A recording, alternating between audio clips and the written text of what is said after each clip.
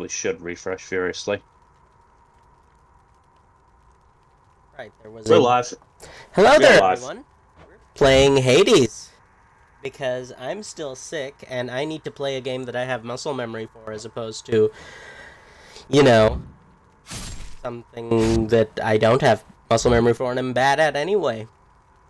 So yeah, I have like a decent amount of time in Hades, which, funnily enough, I don't really play roguelikes that much, but I like watch so many people play roguelikes that I'm kind of just like, maybe I should play many roguelikes. Meanwhile, have I ever actually played one? I'm not sure if I have. Right, so I'm kind of just like, it's been a while, so I'm gonna minimize heat, I'll hang on to that. beat up Skelly a bit, just so I remember what is up with what. I'm also gonna like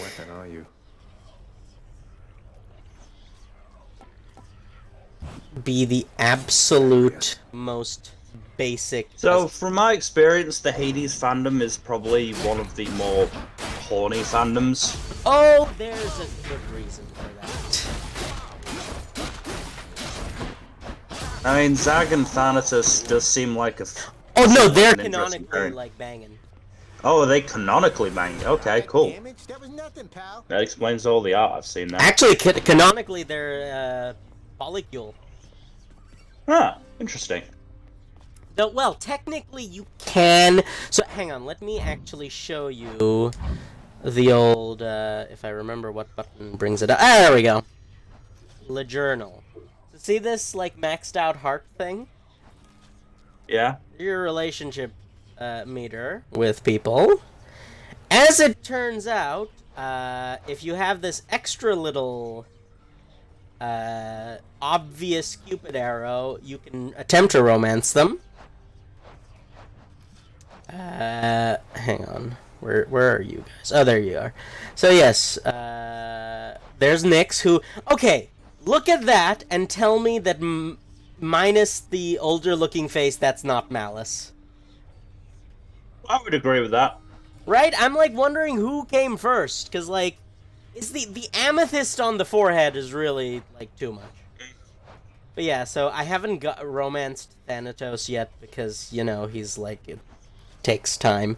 I could romance Megara, the Fury, not to be confused with Hercules' wife, Megara, which I only recently learned that they're two different people. Seems inconsiderate of us. And there's our Chaos, our non-binary kind of grandparent, vaguely. It's very strange. Yeah, so I'm just going to go... Well, okay, so the spear is like... It says the spear is the special one for now. Right. Speed Racer got a PS2 game? A lot of things got PS2 games. Looney Tunes had 3 PS2 games? At least 3? Wow. Yeah, it's wild.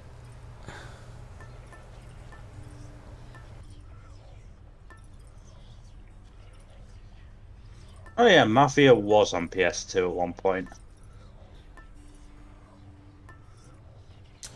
Alright, I'm also gonna, like... equip something for leveling, but, like... So, okay, on the subject of PS2 games, are you aware that the majority of games that are licensed for some reason existed on both the PS2 and the GBA of all things? Vaguely aware, yes, because I remember, I was actually talking about this in the Discord earlier. I got a first gen DS for Christmas one year, which might have actually been as early as 2004. I thought it was later. I thought it was something like 2007, but I'm honestly not sure. I also, at some point in that in the time period between getting the DS and then swapping it with my brother for a first gen iPhone. I feel like that's probably the worst trade deal in the history of trade deals. Like, honestly. I mean, honestly, went well. That first gen iPhone lasted me a while, even if it started dying, in the sense that it stopped actually connecting to the internet, and it ended up becoming very spotty about receiving text, to the point where I actually got invited to a football game by a friend, and I couldn't go because I missed the text. Oh, that's kind of... I would also say referring to corniness, here's Dionysus. Mm-hmm.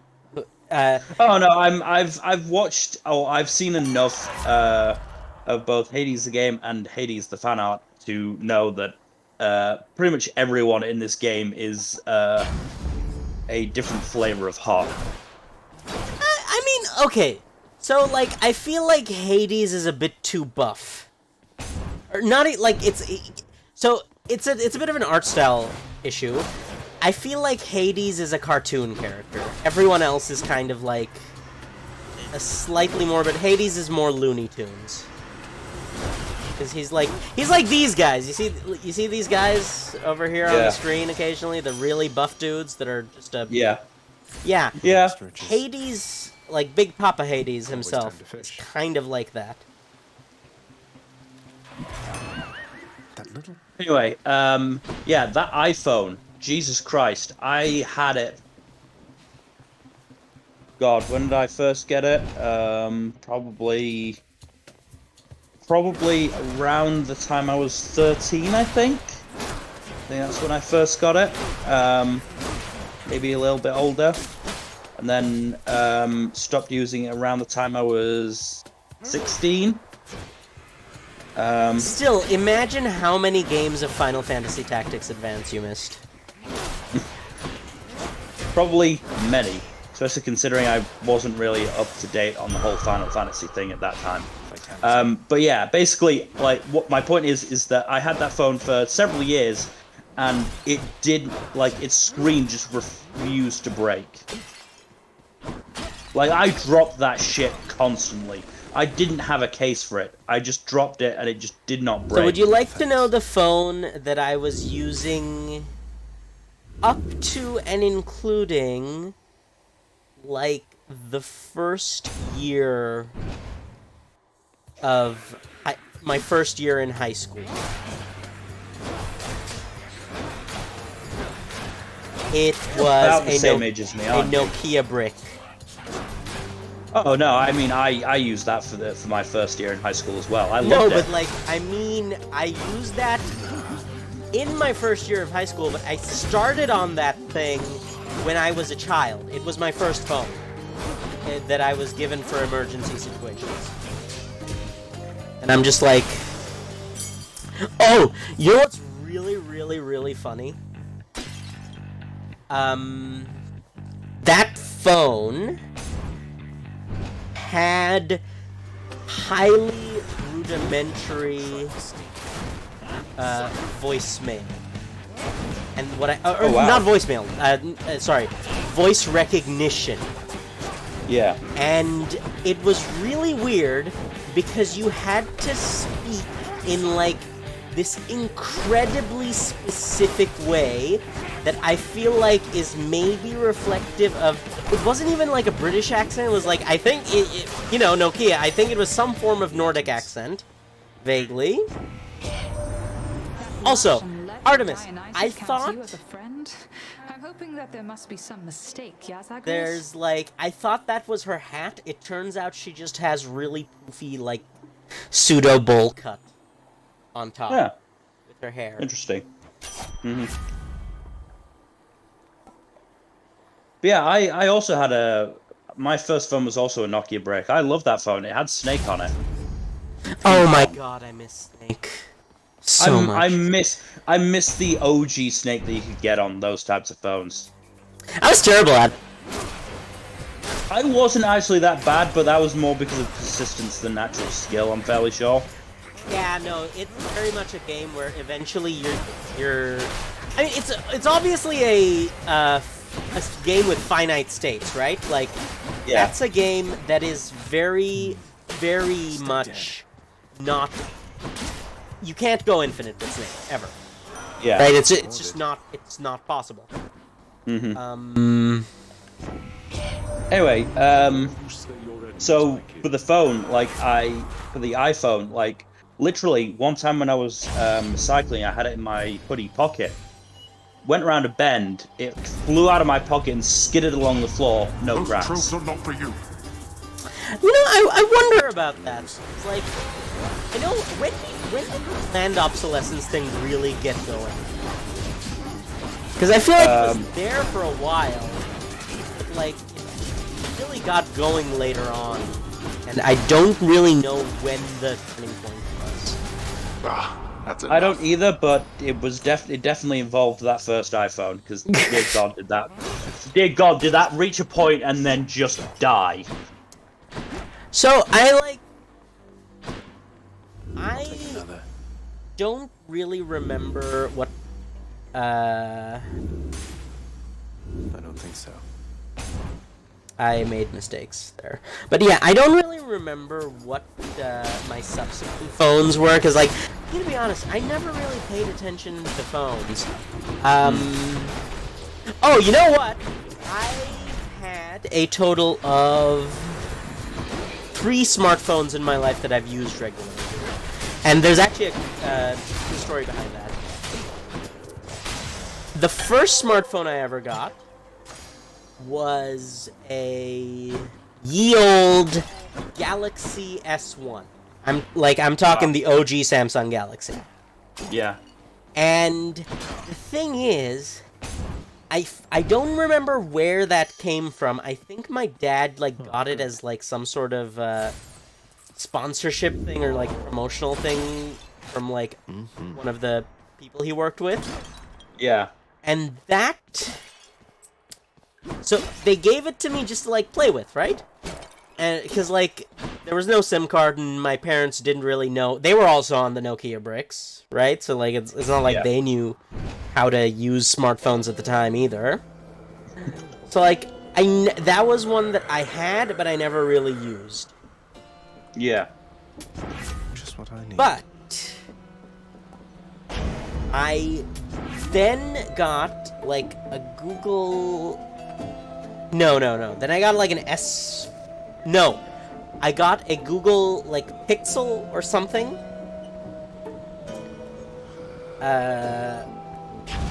Of some sort. I don't remember what exactly it was, but that phone lasted a while. It, in fact, stuck with me until some trouble with the law that I will not elaborate on. Fair.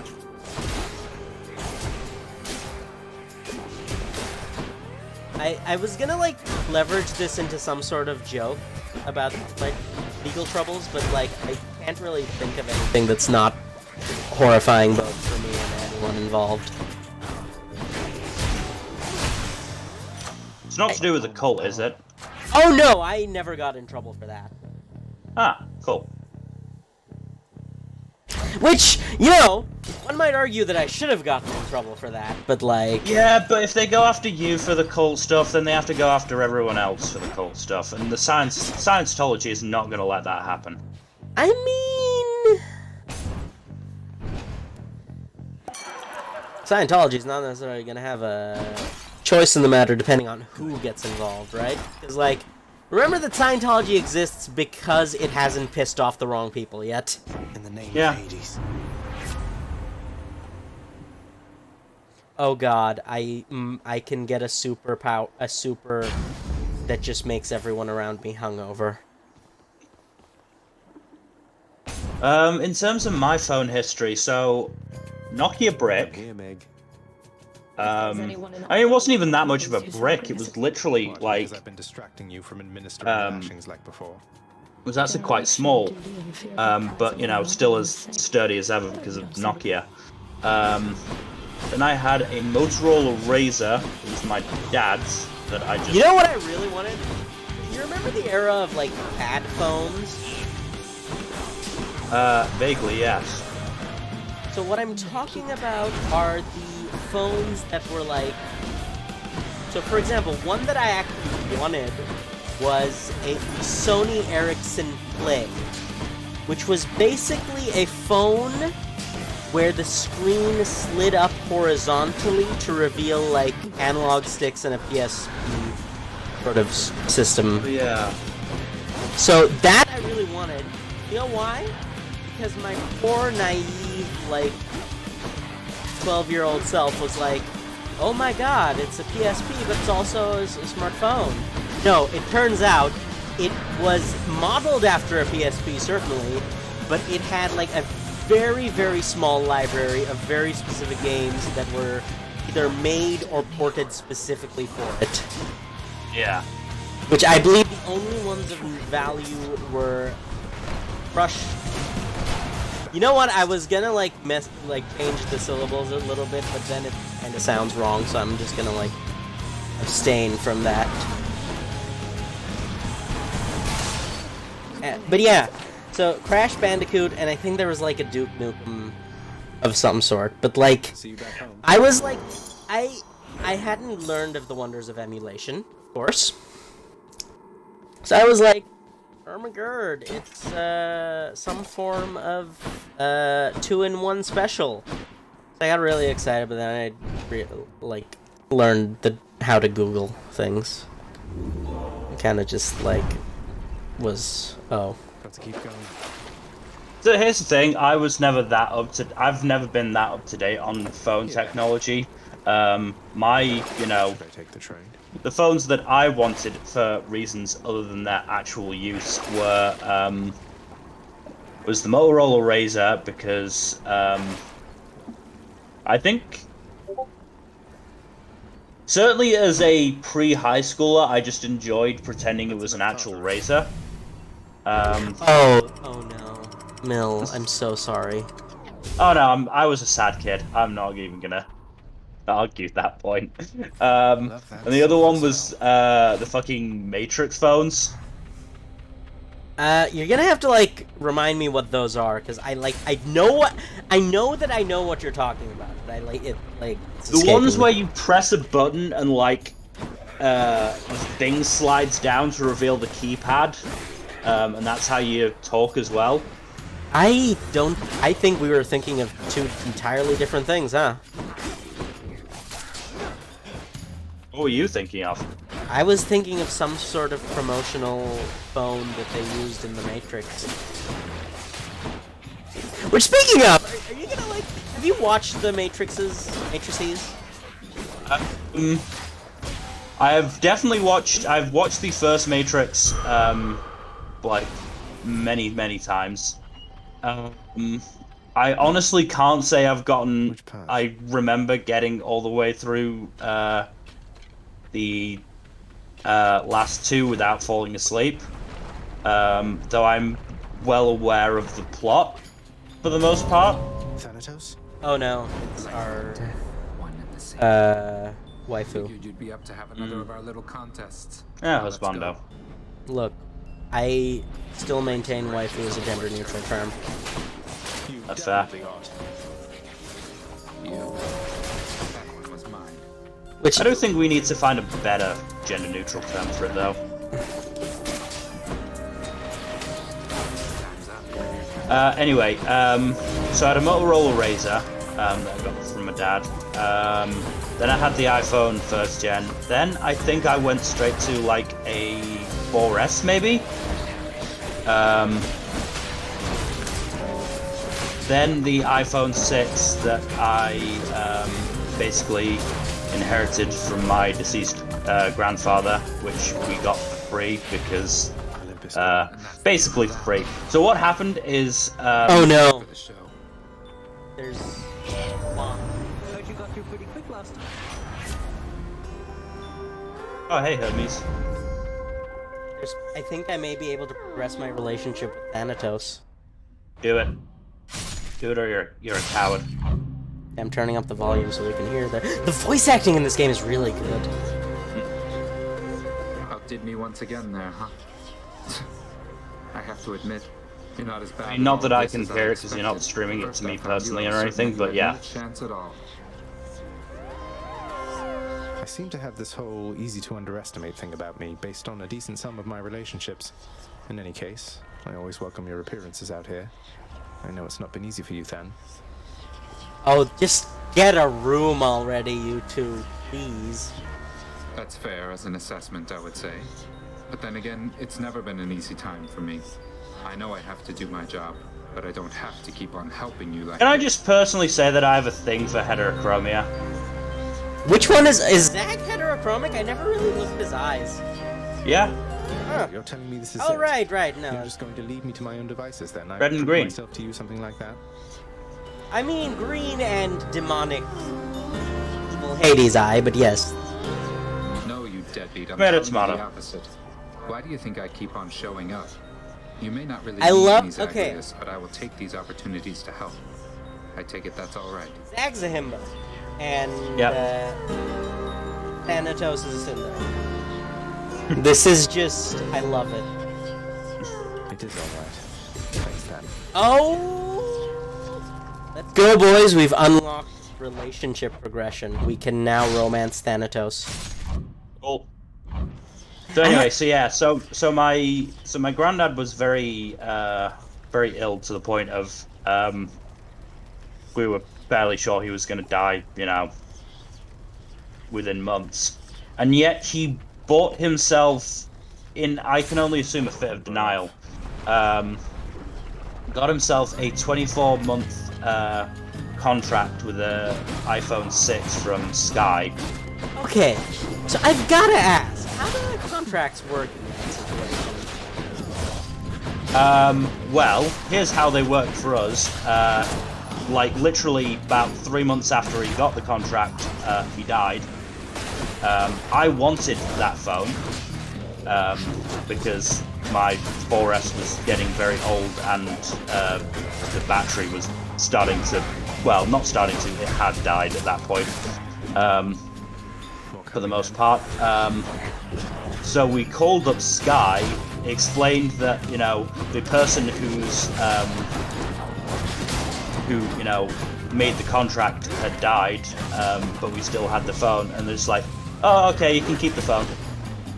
No extra charge. That's not what I expected. Yeah, no, it wasn't what we expected. We were planning on having to pay out the contract. We were fully planning on having to pay out the contract, and it just didn't happen. We just got the phone. Oh, I can was great. bribe my hot uncle with ambrosia now. Oh. I offer you this ambrosia in your name. So yeah, so I had Lord that, of and Lords. then, To the God of War. How many foes have I vanquished with your aid and as guidance? has been But more than that, talked about, I'm pleased to fairly know sure. to be your cousin. Oh, right, he's Before not on- our uncle, he's our cousin. Right, is he like... Ah, God, and Aphrodite is depending on which version of the creation myth we went with here, Aphrodite is technically our... I want to say grand-aunt? Sweet Home Alabama starts playing. I mean, Yet the considering the destruction fact of that, sheer carnage, nothing can surpass that, I should think.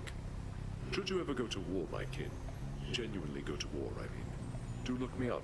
I imagine I would take your side. no, Ares is one of the low-key hotter ones. Yeah, I can agree Also, with that. I could just listen to him speak for, like, forever. Damn, I turned the stream volume on too late to hear his voice.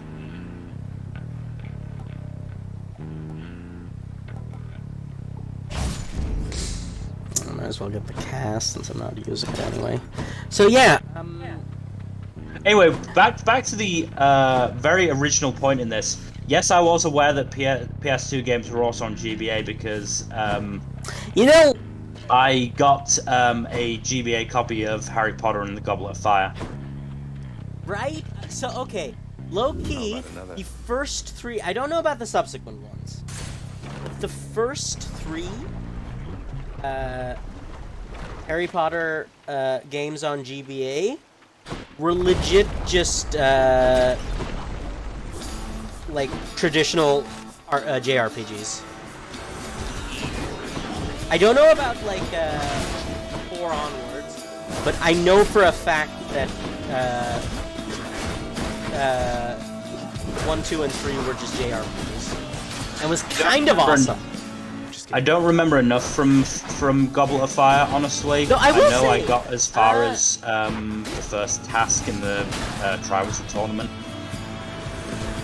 The But I GBA honestly game? can't remember Okay, so much of it.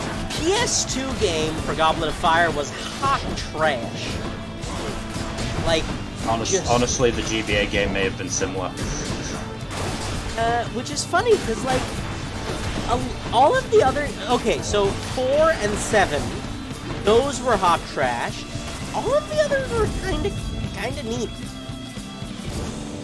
Okay, so having played the first 3 many times on PS2, I feel I have authority on this situation.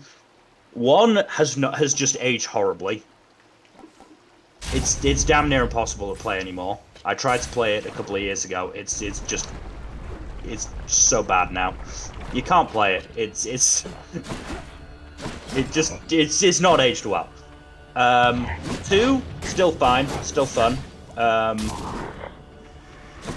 3 is also still good, though my issue is that I've never actually completed the game because I've never actually been able to finish the final level where you have to control the Patronus. Right, so I have kind of an interesting parallel experience. Can I just say one thing? Yeah. You could like fly around with the broom, right? Yeah.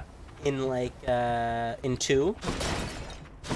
Put it this way, I tried to 100% 2, and part of it is having to do a bunch of flying competitions, and God, that was hell. No, I mean like in the open world. Because Yeah. lest you forget, Yeah. that was an open world game. Yeah, it was. So No, you absolutely could fly around in the open world. It was how I got around most of the time. What's for sale? So can I just say, I hate that. You know why? What do I get? Why? Because I played them on the goddamn PC. And guess what? Ooh. Despite being a more powerful device, you can't fly in the open world on PC. Why? What I happens? don't know. What happens? No, there literally isn't even an option. You just Oh. it's the Quidditch mini games and that's it. Oh, that seems like a dick move. Right. So, do we hang on. I must fish in Fishing the time, lava then. river.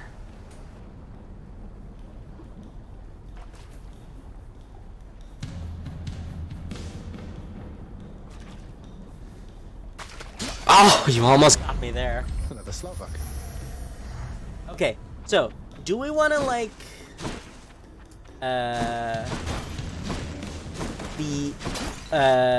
do we want to like join like get a boon from the one of only 3 non-horny Greek gods, or do we want to get a boon from the horniest Greek god, also with a side of horny chat? I think you know the route we have to go here, Fuzzy. What is going It's on, the horny my route. dearest? Yes, I no. thought for certain you would make it. She's out. not wearing any clothes, This is the place has thing. kept you grounded, hasn't it? But Good for don't her. despair, I don't know it's if I hard, can show don't this you? on television, but like, She's not showing anything. though. Like if her hair wasn't, if her hair and arms weren't in the way, yeah, we wouldn't be able to show it. But they are, so it's fine. Am I some kind of pushover to you? She'll Right. get over it. So the thing is, I angered her, I guess. how many people do you think wish there wasn't, despite any sort of censorship in this game, despite the fact that it makes no sense to have excessive horniness in a game like this? I have to imagine. So, like, on a daily basis, how many people, like, otherwise... Okay, I should give this a qualifier. How many otherwise reasonable people, because we talked about this on our last stream, with Mass Effect, do you think just get really horned up about games like this and are just really mad that they're not full horny? Probably about the same amount of people that wear Hugo hoodies and clothes. See, Mill, I said I'm reasonable. going to forgive you now, I guess. No need. And probably not that many. That's the thing. Reasonable people don't get annoyed about stuff like this. The dead better hide. That's why they're reasonable people. You know, I don't know if I believe that. The reason I say this is because I feel like, to a certain extent, Glad you're still in one piece. there's no such thing as reasonable. And that sounds like overly reductive, I'm sure. But, like, if you think about it, human beings are kind of a walking mess of contradictions. Yep. So, like... Stopped anybody from attempting to leave Asphodel of late, Lerny. Also, I recently learned that Lerny is a girl. So, you know, good on her. Yeah.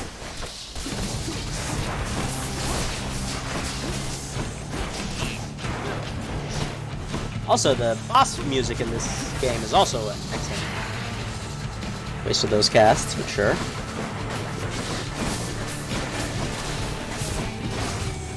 Okay. Well, fairly sure I've listened to the Hades OST while It's doing great, it yeah. before. Do you think a skeleton can get hungover? This is assuming a skeleton can get drunk, right? Let's assume that there's some magic rules at play. You can get a skeleton drunk. Now, if we can get them drunk, it can well, get no, them hungover. because the mechanisms for drunkenness and the mechanism for hangovers are kind of completely different, like from a biological point of view. That's what I'm wondering. Yeah, because a hangover is basically just dehydration. Yeah. It's Take a it to the combination of extreme. dehydration, and depending on how hard you go, I guess, like mild alcohol poisoning or something. Yeah. So, like, my question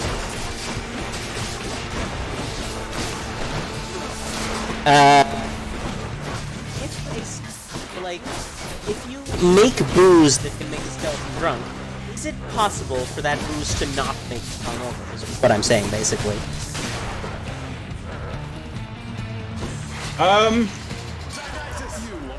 mean, probably. I mean, I imagine that, you know, a full-on skeleton is well past the point of dehydration. Right? And, like, it's kind of like, at that point, if you are making a skeleton drunk, For the mirror. then it's going to have to be some sort of soul magic necromancy nonsense, or it's going to have to be, like, entirely psychological. Yeah. Which I feel like the takeaway from this is, if you wanna, like, get super drunk without having to ever worry about hangovers, just like There goes that one. what's it face? Become a lich. Well, if you want to get drunk without getting a hangover, you literally just, like, drink as much water as you do booze. No, but I'm, like, talking not more. for, like, people who are more magically inclined. Some people don't have time to drink water, Mill. Sometimes being a lich is just the more intelligent solution. Fair Yeah, enough. like I don't really know. I don't get drunk. Neither do I. Oh. That's why this is a very funny conversation to me, because we're speaking as people who... I've never consumed alcohol in my entire life, and I... Neither have I. Wait, really? Yeah. That's very, very uncommon, I've found. Outside of civic cultural backgrounds. And even in those cultural backgrounds, I knew a lot of people from those cultural backgrounds who just got absolutely hammered. In fact, I knew a guy who was like really fun in general. He got in a lot of trouble because, like, at prom during the after party, he got absolutely smashed. But, like, the difference is he got caught, and it was not fun for him. I can imagine it wasn't. My spear grows stronger. Oh God, Zag, do you hear yourself? If, in case you're not listening or reading the subtitles, Zagreus just said my spear No, I grows saw strong. the Yes. subtitles. Yeah, I saw no. the subtitle. I'm just like, he is such a himbo, and that's why people love him so much. So yeah, it's not just Escape from Hell. In fact, level 3 is Escape from Heaven. And then, like, level 4 is Escape from Sewers. Well, apologies to anyone I've offended by my titling of the stream then. Look. Why you gotta be a but, like, I'm playing on Zero Heat, which is baby mode. Well, I don't want to say that, because, like, okay, I should reiterate, I state this in jest, because I do not actually believe that, you are less of a good gamer for, like, playing on an easier difficulty, right? I don't believe that. I believe the games exist to have fun, so, you know, don't ruin that for everybody else. Which, sadly, it's like, I'm one of those people who's like, yeah, I wish I would absolutely play Dark Souls with easy mode, and I'm actually thinking of doing a series of easy mode Dark Souls streams, which I like to call Cheat Engine. We should, like, see if you wanna... You think you'd have more fun with Dark Souls if you were, like, kitted out with, like, Cheat Engine?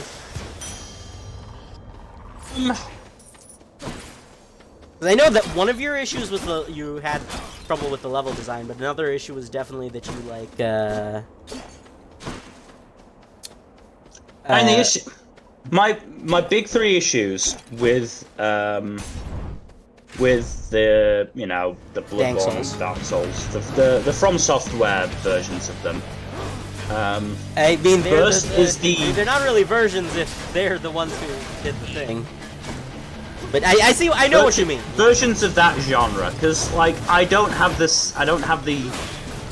still have problems with, say, Neo, but I don't have the same problems. Alright, you played through Neo? I am...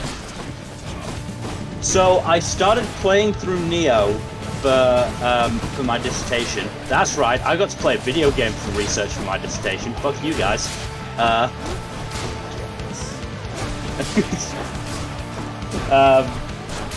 And I got to a point where basically it was, oh, I don't have enough time to keep going through the game and still get my dissertation finished on time. I have to start writing this bit. Then I didn't play it for ages because I was playing other stuff on my PS4. Went back to it like a few months after, realized I'd stopped at a boss battle that I was already struggling with and had no idea how to beat, so I haven't actually touched it for a while. Yeah. I'm pretty sure Neo has co-op, and I own it. Oh, that'd be cool. And I've never played through it. You want to, like, co-op through Neo?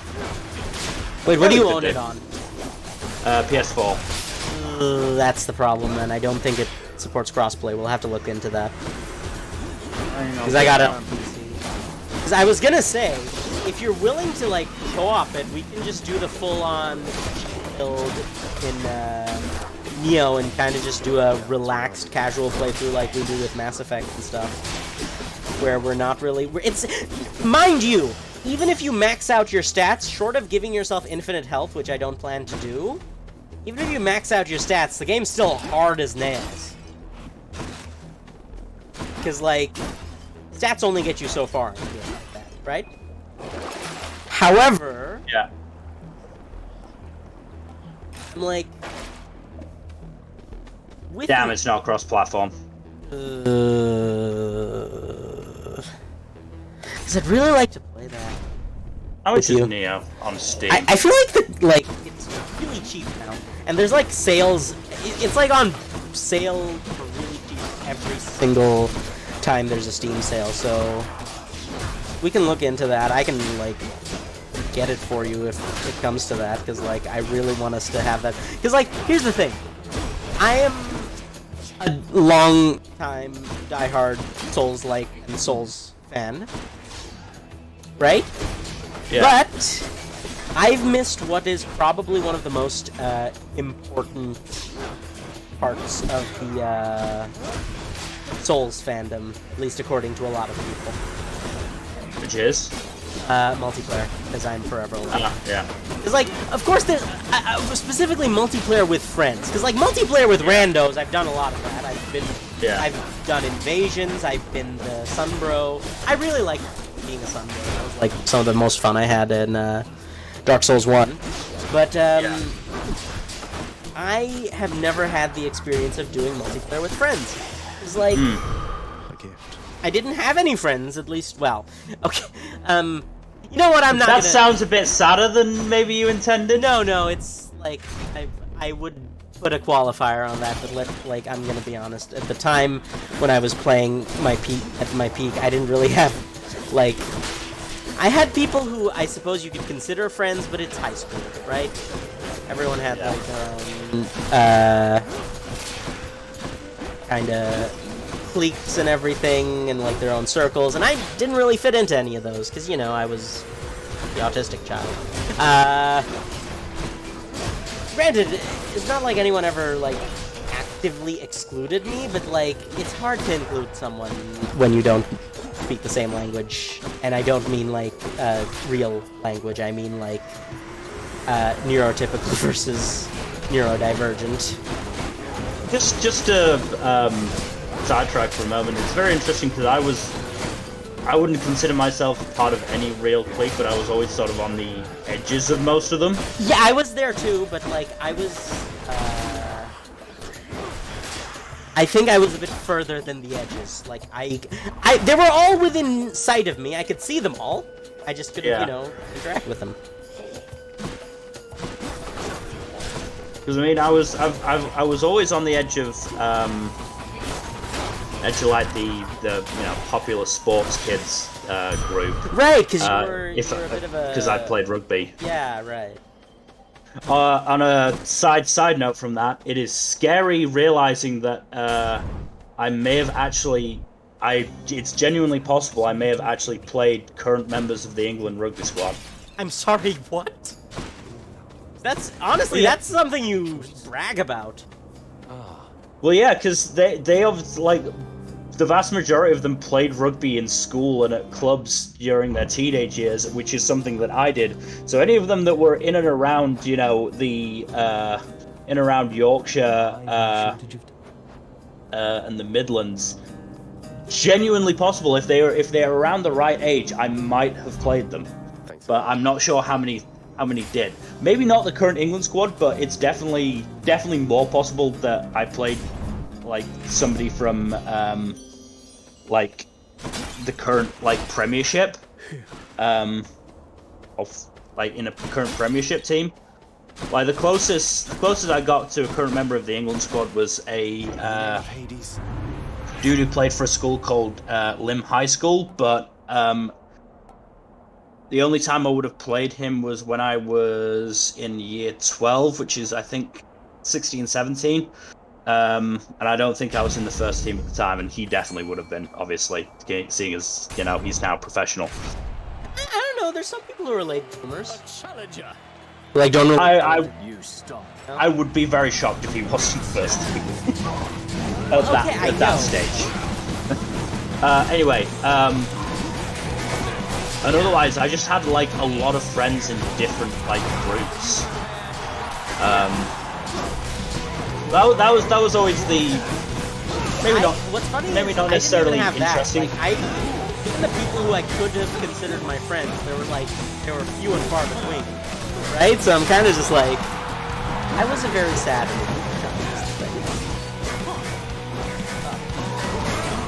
I mean, the reason why I was always on the edge of the popular kids is even though I was always like,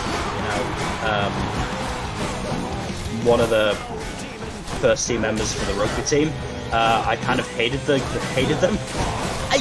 That makes a lot of sense if I think about it.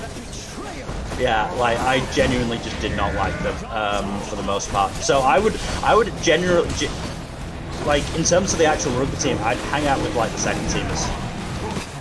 They were always a lot like better, just like better people in general. Like, stereotypes are not the best, but like sometimes jocks are exactly what. Yeah, no, the popular people were just a-holes. They really were. Yeah, that's surprising.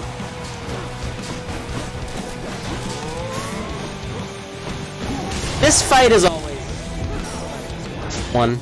It's like it's not even that it's like difficult. It's just a bit hectic because anytime you have to fight two guys is Look, Zag is a himbo, but he's not that great at taking two dudes at once, especially when one of them is like a beefy minotaur.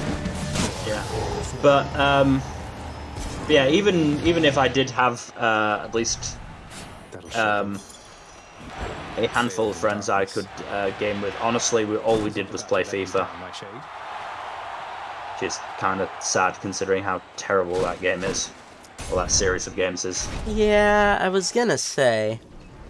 Did have some fun though. At a sleepover, we made our English teacher as a player in the game, and the resemblance was not flattering. Okay, look, I know this is not what you meant to say, but I swear to God I heard you starting to say at a sleepover we made out, and I'm like, are you sure this is something you want to be sharing on stream? To the surface. No, I had no real romantic encounters in high school. I had some sad ones, but I don't want to, like, sad, not real ones, but I don't want to discuss those. Oh, that's totally sad. Because they are sad. And they still kind of upset me to this day. Oh, no.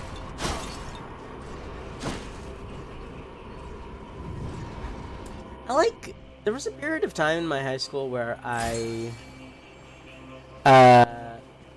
lot of the people who knew me casually were like 100. Oh, one moment, please. I need to take this.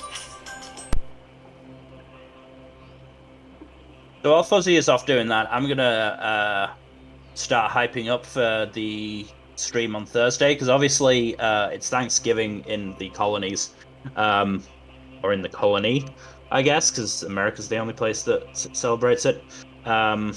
And, you know, as a British person, I don't celebrate the British going over there and, you know, colonizing whatever they could see. So I'll be basically on my own.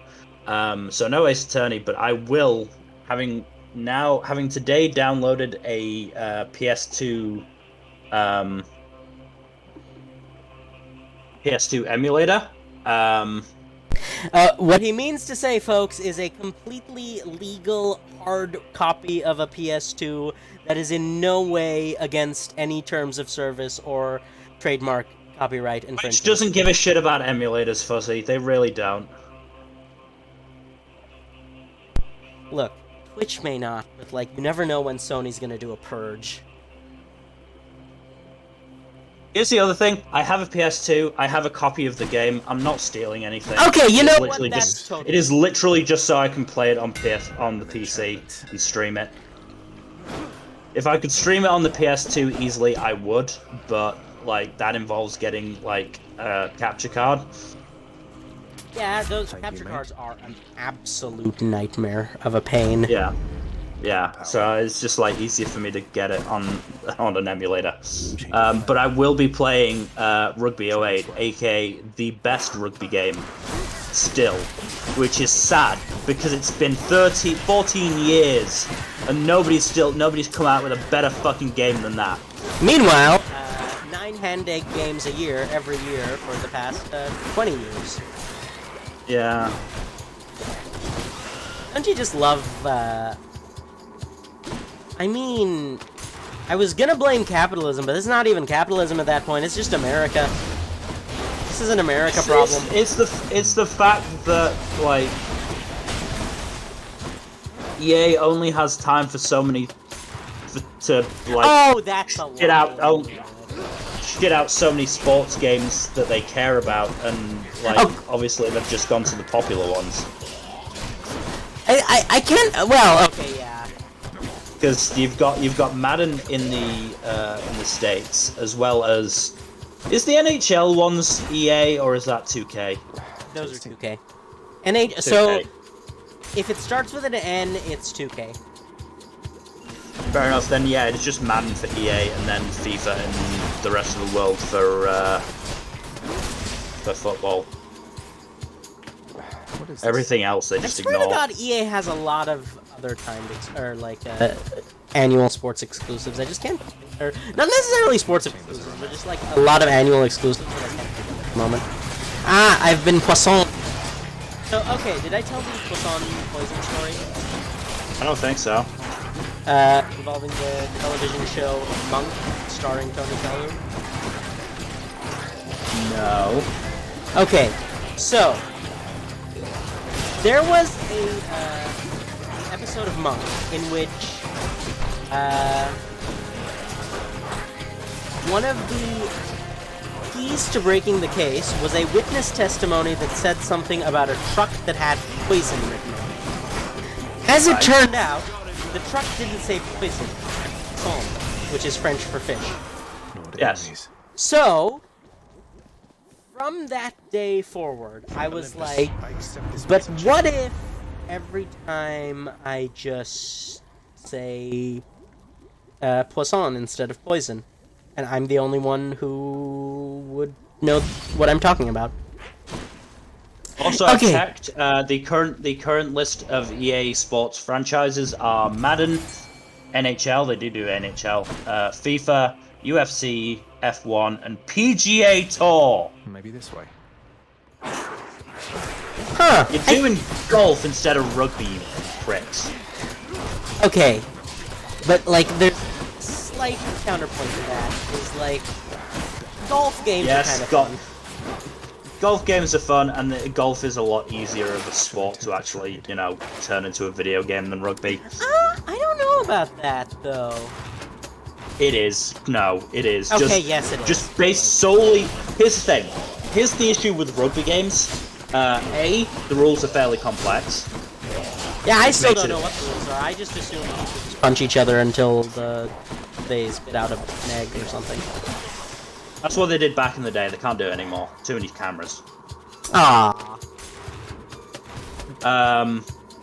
You just hate the information age sometimes. Yeah. I mean, unironically, yes. Like. So rugby's rules are complex, which makes it obviously hard to actually turn into a video game. I also have to imagine that's why rugby as a sport in general is kind of less popular. Probably, yeah. People are too dumb to understand how it works. It's not actually that hard once you get the hang of it. It is just hard. It's hard to start. It's hard to start, but once you actually start figuring it out, it's actually really interesting. Meanwhile, hand egg is just like, okay, I really don't understand the point of like stopping every time the ball drops. There it is already. So second reason is that there are 15 people on each team on the pitch.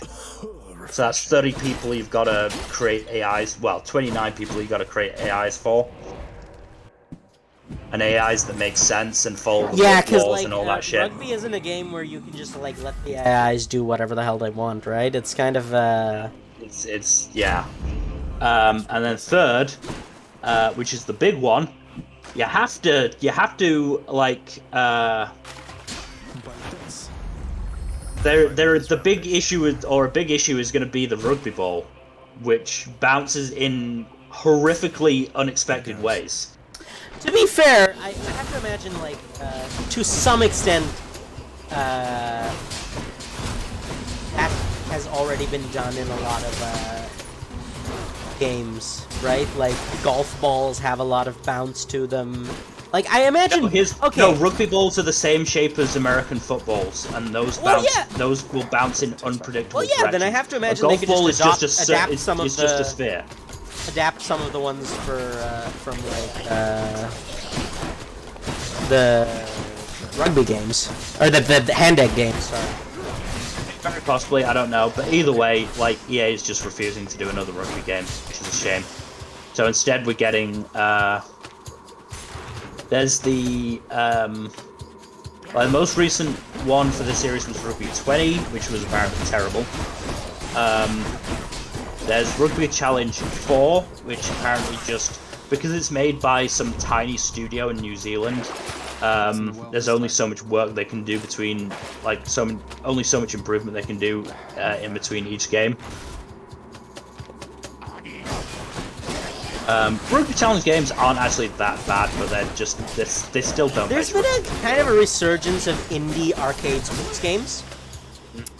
Like, we're definitely getting there, right? Like, I think we're not too far off of a world where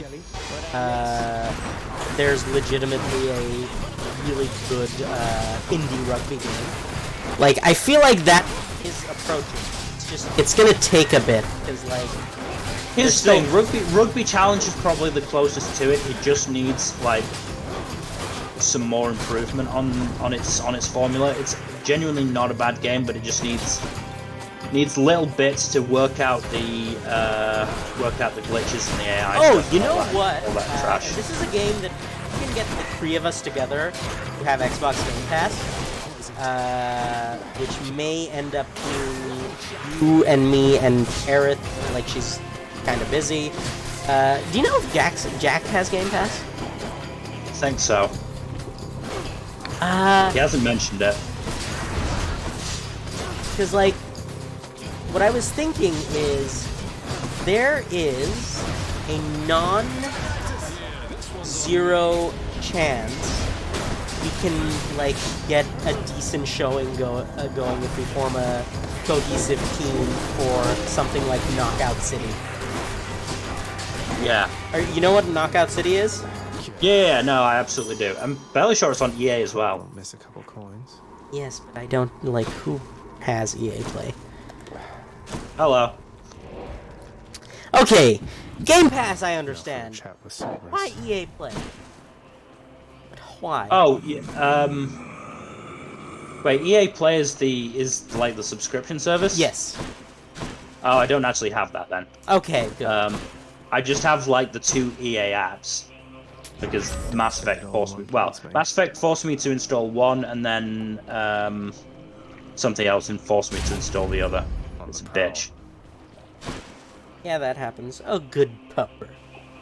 Look, it's the goodest boy. Ah. Joyfully, the Hound of I love that. I love that fucking, the three-headed hell dog is actually called Spot. Thanks, boy. Which, look, given the Greek naming sense, you realize they sound funny to us, but, like, a lot of the names are just descriptions. Yeah. Been waiting long? Be still. These waters, teeming with Poseidon's river denizens. I love that it. one there before me. It's been taunting me, I think, for quite some time. Hey, Hades. Yeah, so he's talking about the fishing point taunting him. This is the first time I've seen this interaction. You offering to take me fishing, father?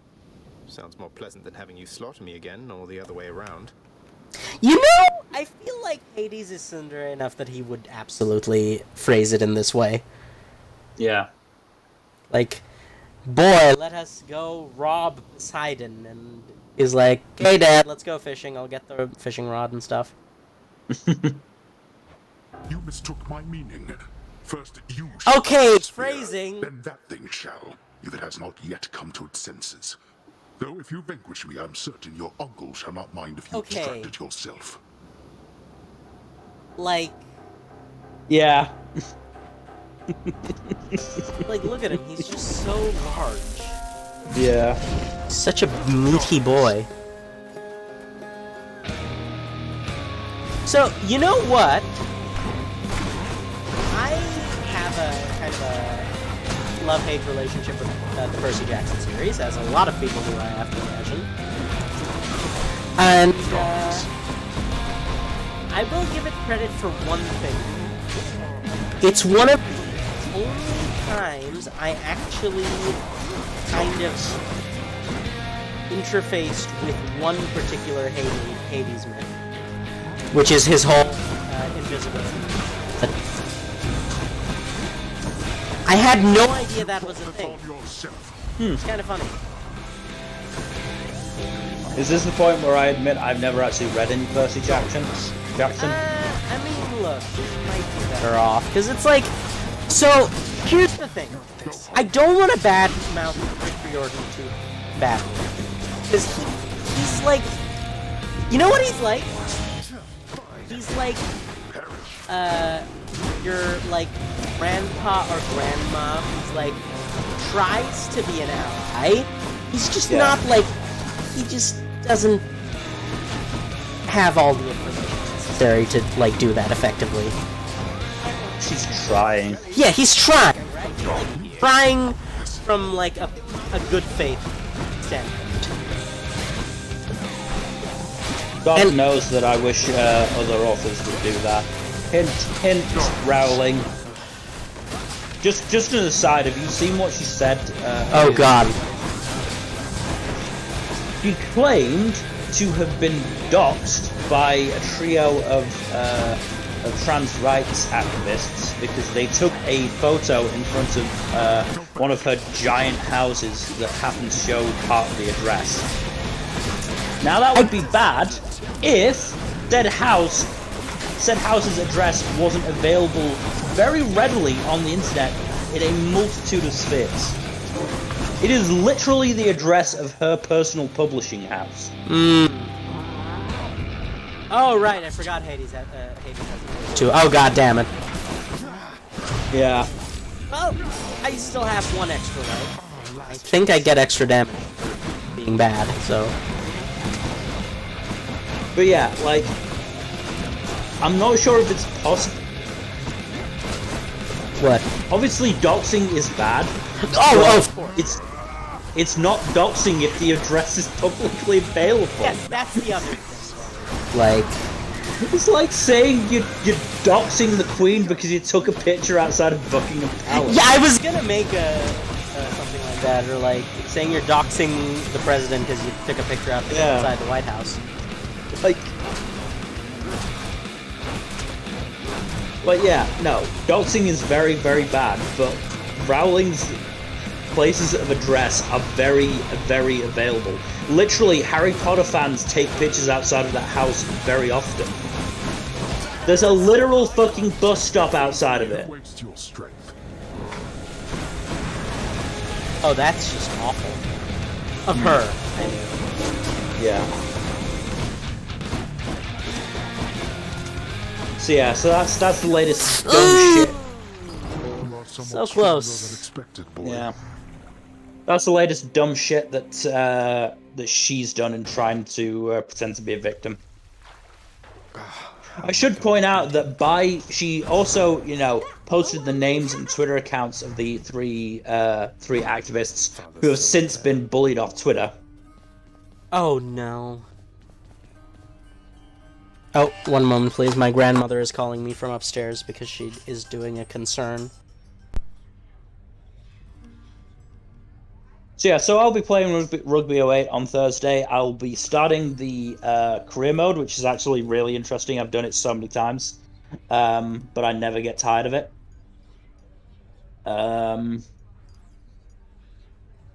It'll just be like it's probably not something that's going to happen often, but it'll just be my like backup stream if like nobody else if I'm the only person available and I have You no do idea need what I one of want those to do. on occasion, yeah. Yeah, because like I'm just so wary of starting another like Long term, story-based yeah, yeah, game yeah. because we've got so many and we like don't have enough time to actually finish them all. Okay, so first of all, I love that one of the three non-horny goddesses has a freaking railgun in the lore of this game.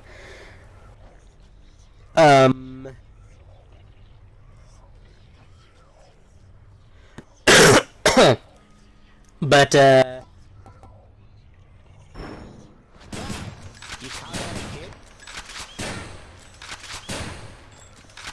also I really like the aesthetic of like manually reloading and then firing.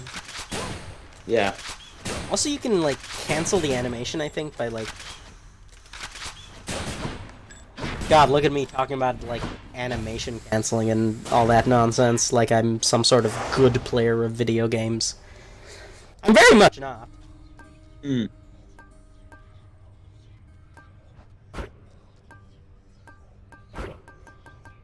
I'm good at certain games. Rugby 08 is one of those games. I know the like whatchamacallit. Zagreus, if only you could turn yourself into a woodland creature. I know how to work it. Like I know how to My Callisto, she can turn into a bear. play it so that You the ever seen computer those? has literally no Monstrous chance of actually furry doing things? anything Quite to me. helpful, if they don't kill you first. Okay, so here's an interesting question. Artemis, right? Famously not horny. They're like implying she has a girlfriend named Callisto in this game. So how do you feel about like because let's be real, it's kind of like The hunt is on. Arrow Ace representation is also representation. So like do you think the character of Artemis tends to be coded more as Arrow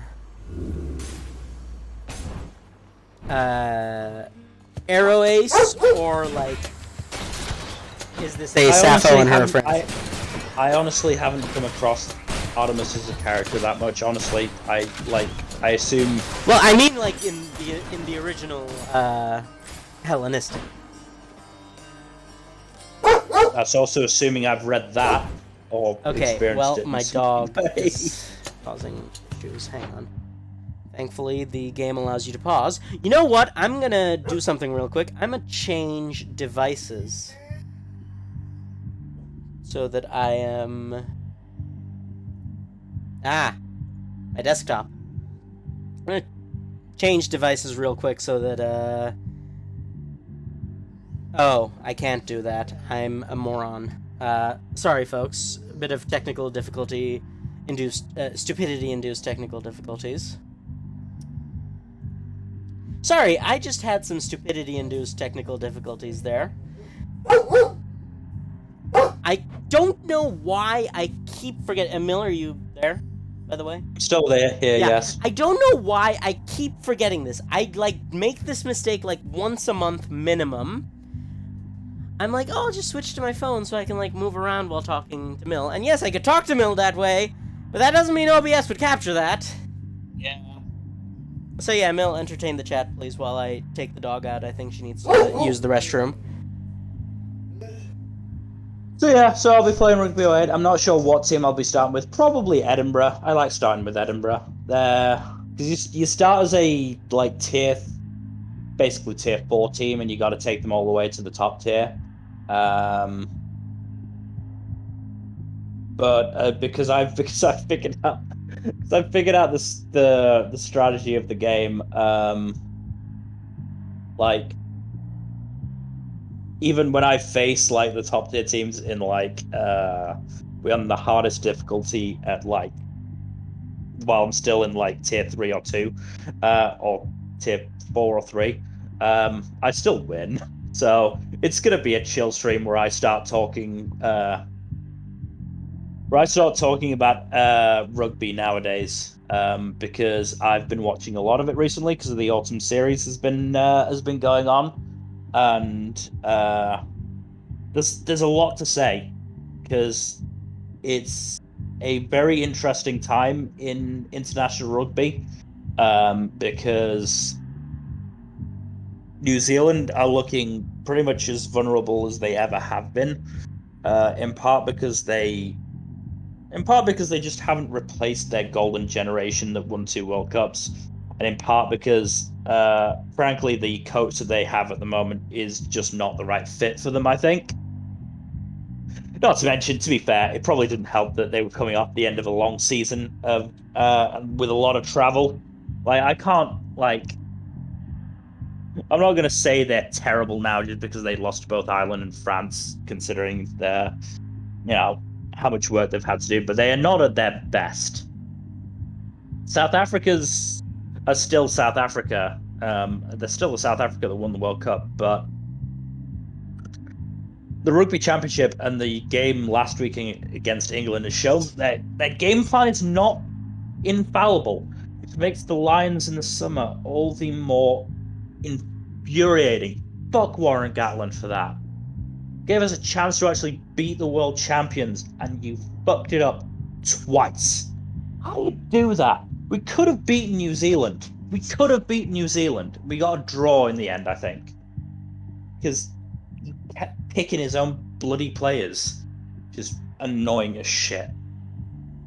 He's so attached to his bloody favourite Welsh players, and it's so annoying because it really does just hinder the team as a whole. And then South Africa, yeah. Well, the issue with the South African tour is the fact that he tried to play South Africa at their own game, and that is never going to work. Nobody is ever going to be able to beat South Africa at their own game because South Africans are the best at it. Nobody is ever going to be able to face them in that,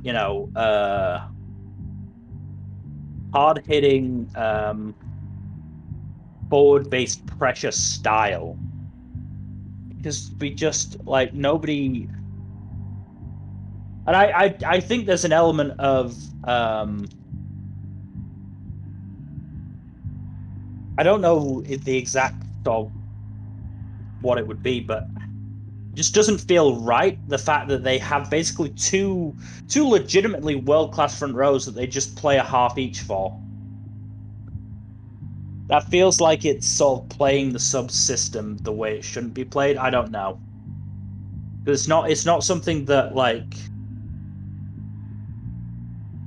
the subs aren't there for necessarily for injury or tactical change. They are literally just there to, like, their front row can only play about 40 minutes each, and in doing so, they've loaded on so much muscle that they can only go for 40 minutes at a time, which means that for 40 minutes they are fucking dominating. But is that in the spirit of the game?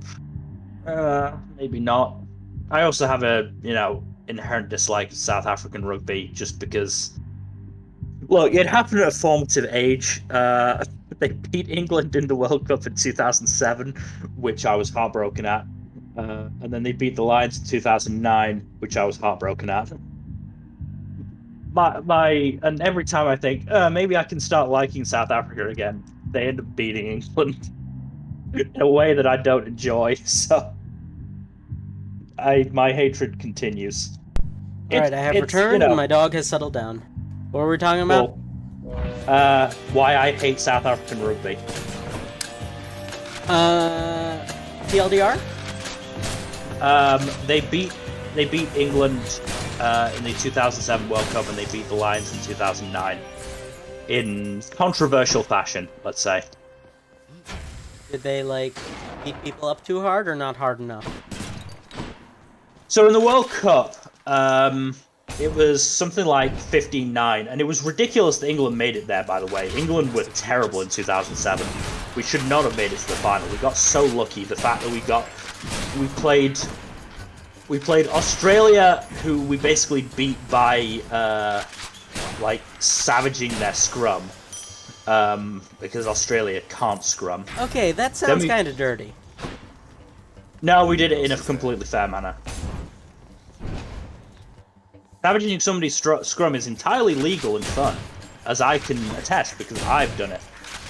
Okay, but like, you know that's not what I meant. Yes.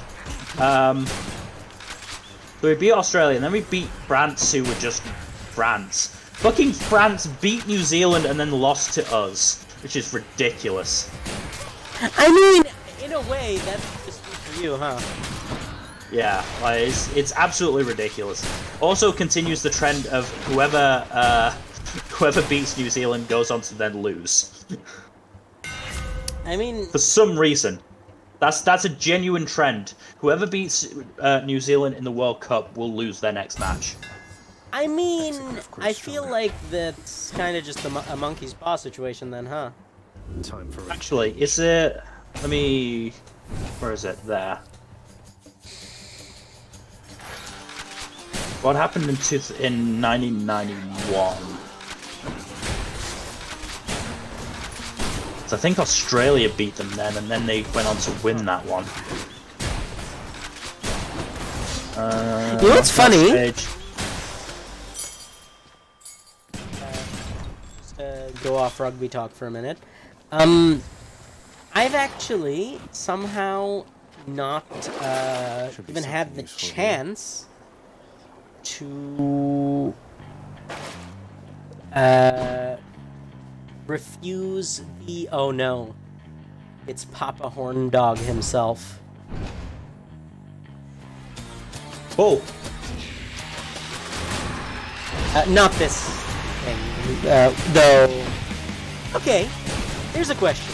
Let's do a little evaluation. Let's look at enemies in Hades and ask the question, would Zeus bang? So this, like, amalgam of rock, skull, and souls. The question is, do you think Zeus would bang? Probably not. Not unless he was really desperate. I mean, isn't Zeus kind of, like, always desperate? Like, look, I was gonna say I feel bad for Hera sometimes, but then I remembered that Hera's kind of, like, incredibly dickish. Yeah. Well, it's kind of like one of those things where just because people are a dick to you doesn't mean you have to ruin it for everyone else. But, like, she's probably the single most ineffective... Young man, for I've a vision I must share with you. I'm waiting for this for so long. To be precise, please beseech the weapon thus. I see your prideful fall down from the heavens to the flames. An odd connection to a past or future bearer, apparently one who defied a god. Satan. So, canonically, I am now holding the gun of Satan. Oh! I see your prideful fall down from the heavens to the flames. The Thunder God's might. I'll just hang out a while. So yeah, I find myself in an awkward position in which I've taken anti-synergy. Anyway, we're not here to talk about the game known as Hades. So, what's kind of like sparked this? Because like I know things like this tend to have like some sort of triggering factor. So what sparked this whole resurgence to your rugby reawakening in the video game space and stuff? I mean, honestly, it's just something that well, as I was saying while you're away, the last few weeks have been the autumn series. So I've been watching a lot of rugby. So and the issue is, I just don't get to watch it in general because it's on I think BT at the moment, and BT costs money. Hey Mel, have you heard of this thing called piracy? Here's the thing: not many people pirate rugby games. You know what? That's actually a fair point. I would if I could, and I tried at one point because over, I think last spring I tried to watch the rugby Premiership final, but nobody was pirating it, so I couldn't. So I just had to listen to it.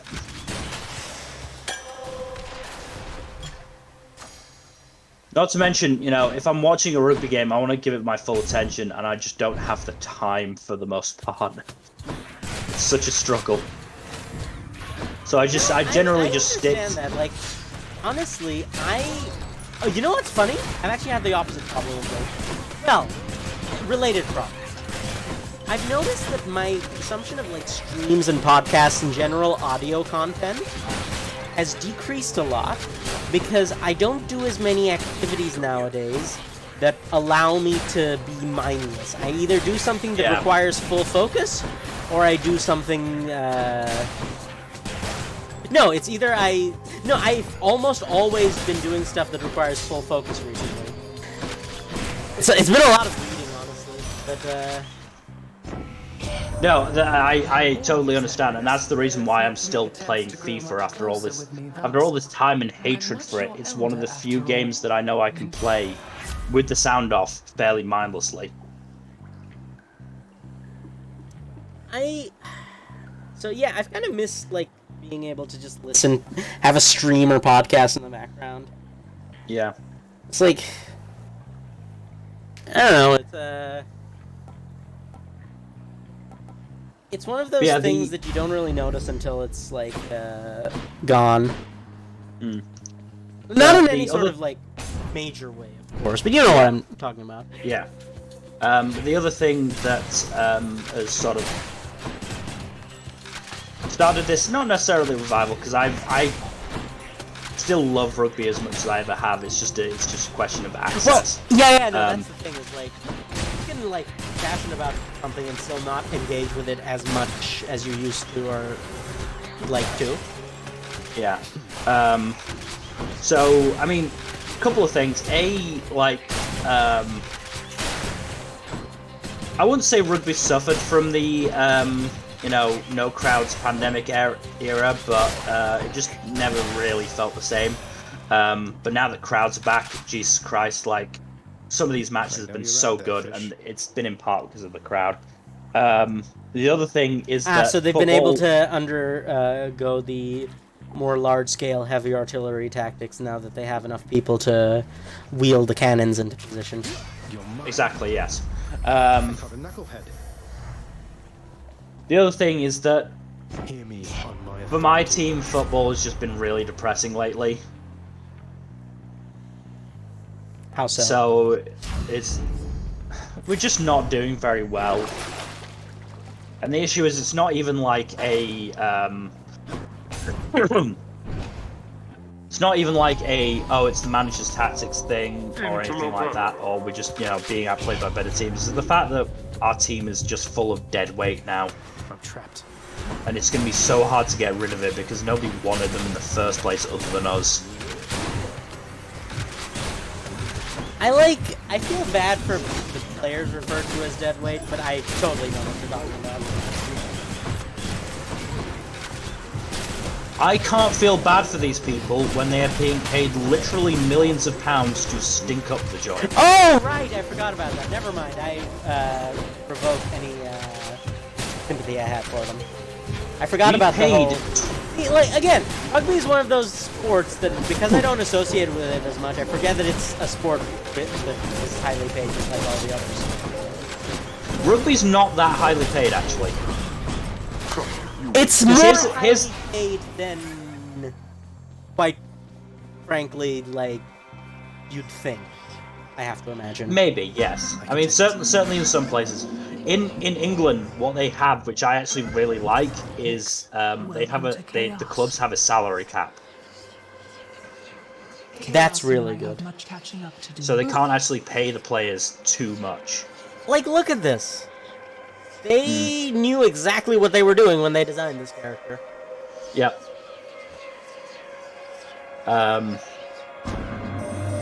So yeah, I can't feel bad for a player stinking up the joint when they're being paid, you know, tens of thousands a week, and were bought for, you know, 26 million or something like that. I just can't feel bad for anyone like that. Okay, yeah, never mind. Like, at the end of the day, if you're being paid that much and you cost the club that much, I expect a level of quality that is not being delivered. That is like that is always the biggest thing, isn't it? Is like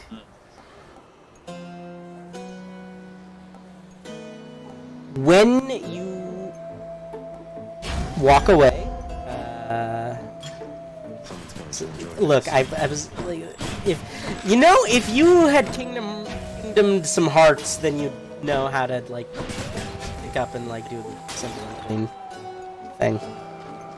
I tried, but the first game is terrible. Yeah, I recommend you watch like the. Oh, hello.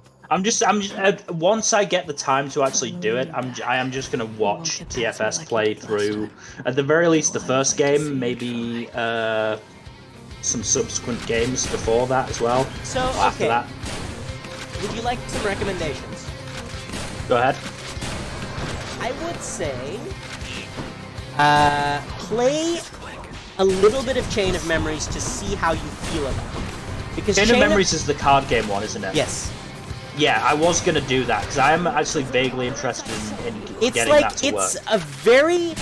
The reason a lot of people dislike that game is because it's very different. Yes. And different is hard. Yeah. But I think it's like a really neat idea, and some of the mechanics of that game are genuinely fun. Yeah. No, I'm gonna give that one a try for sure. And then I would recommend you play 2. 2 is really. I'm absolutely gonna play 2 because I'm fairly aware that that's when the gameplay is actually pretty good. I'm gonna be honest. I'm pretty sure 2 is where Kingdom Hearts peaked. Like, I love Kingdom Hearts. I really do.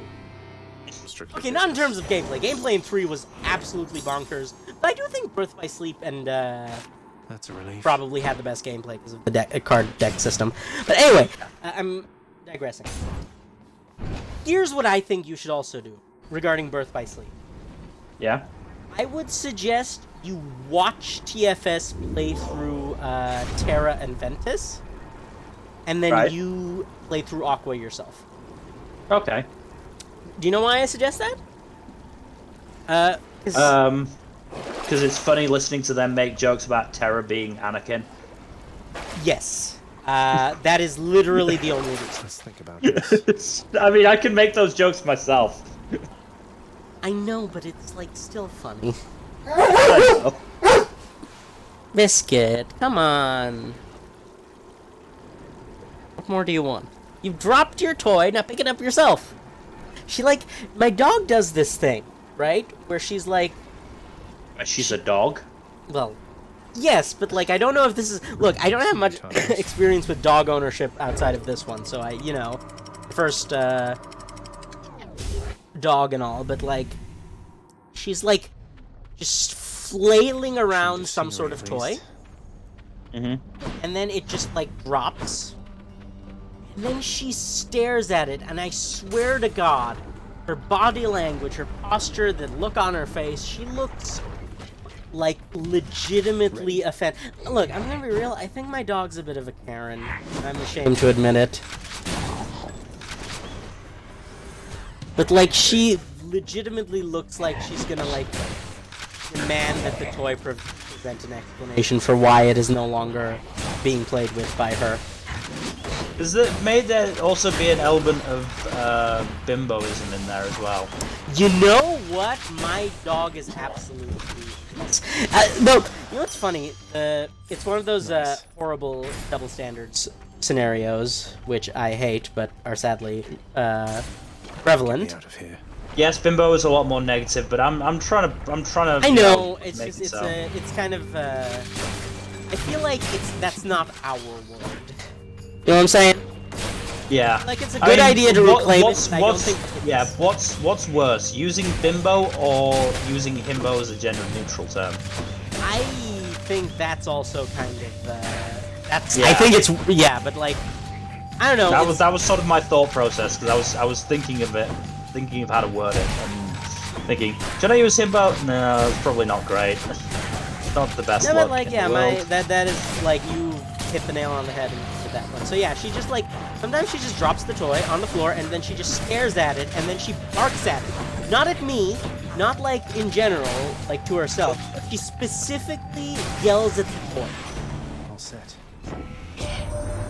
Message for you, boss. It says you're rather.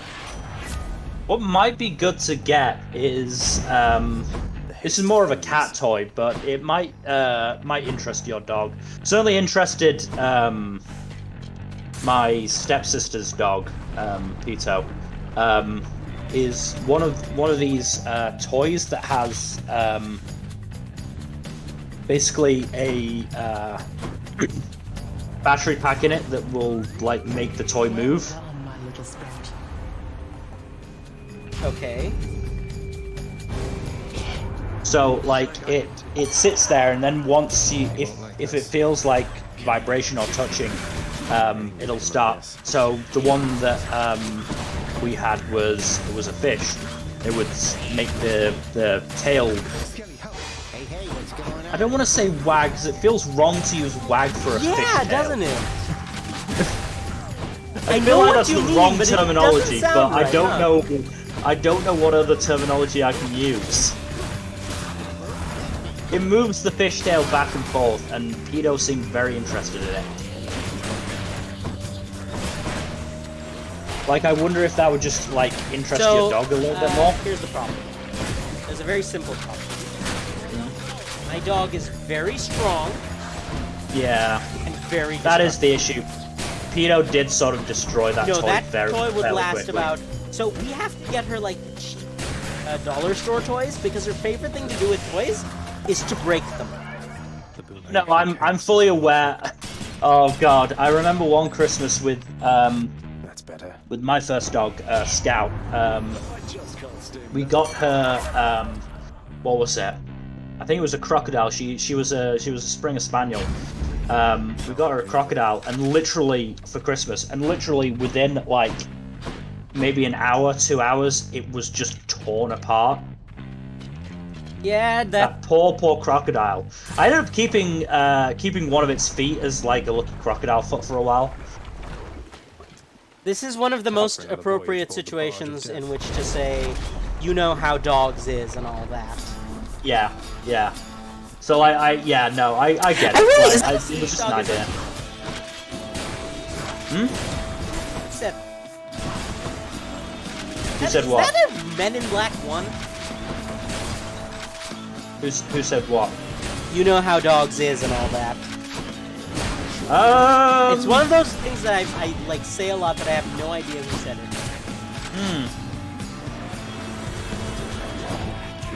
What was the exact phrasing of it? That's how dogs be. No. Is that what the exact phrasing is? I thought the exact phrasing was, you know how dogs is and all that.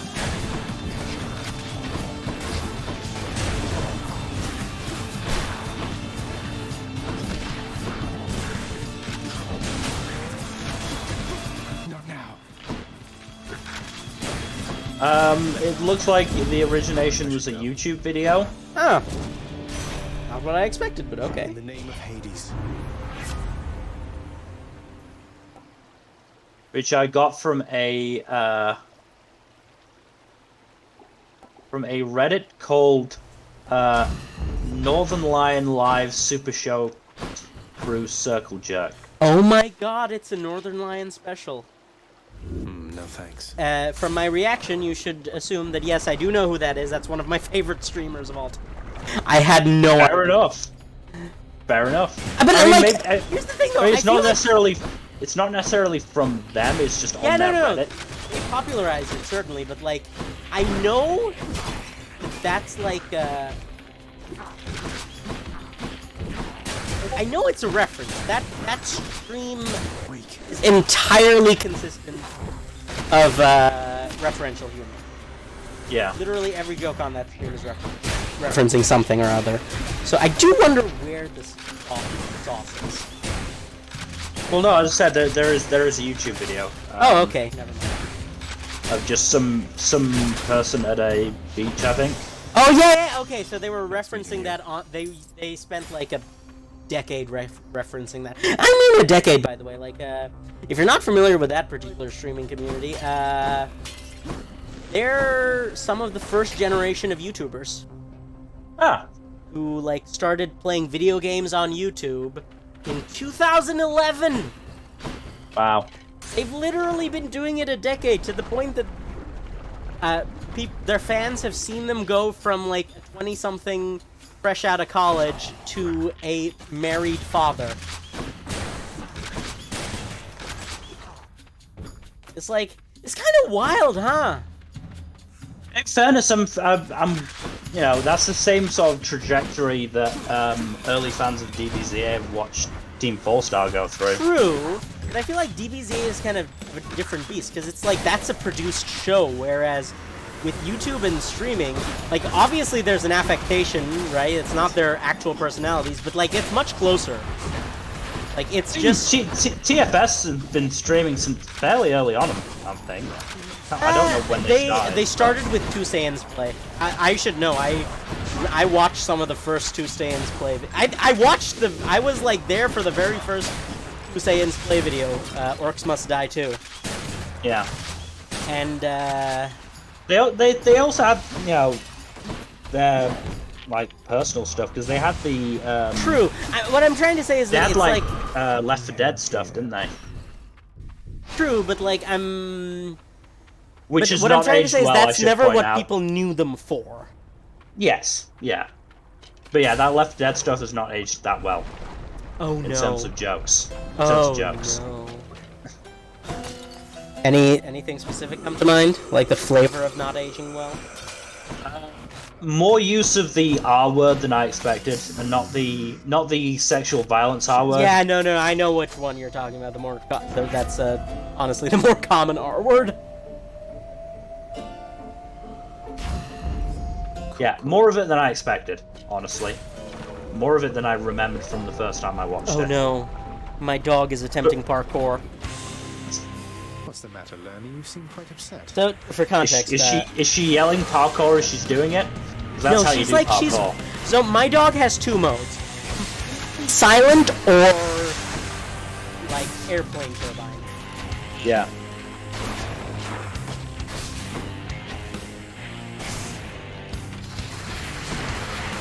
So yeah, he is very much. So for context, what she's attempting to do is we keep her food like on a raised like chest of drawers in my room, and she's attempting to navigate like all of the furniture in an attempt to get at her kibble.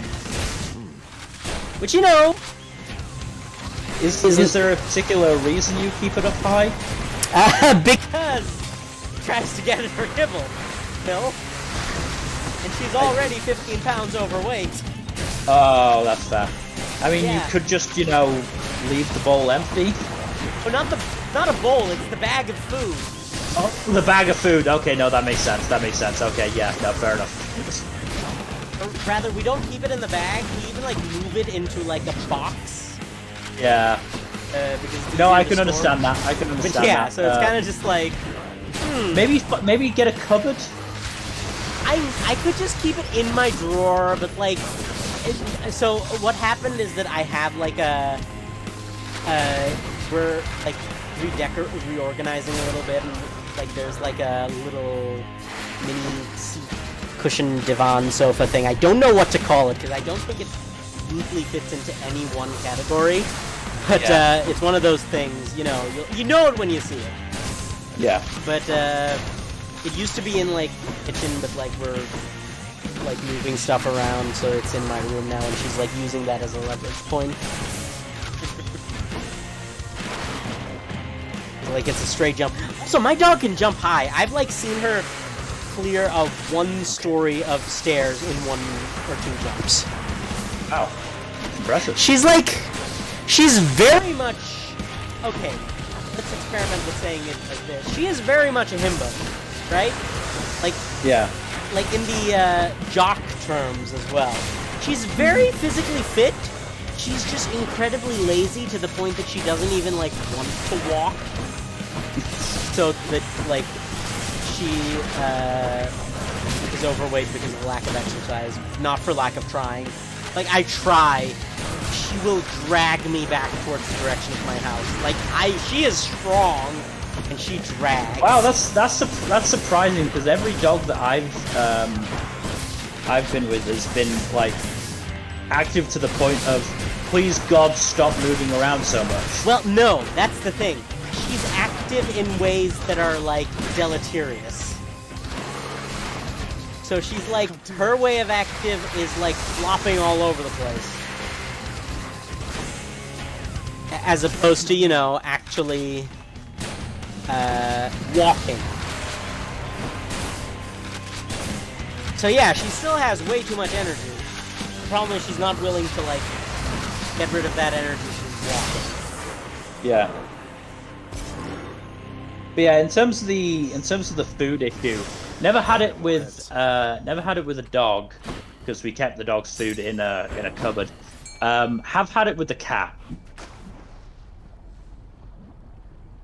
Cats tend to be more sneaky about it, don't they?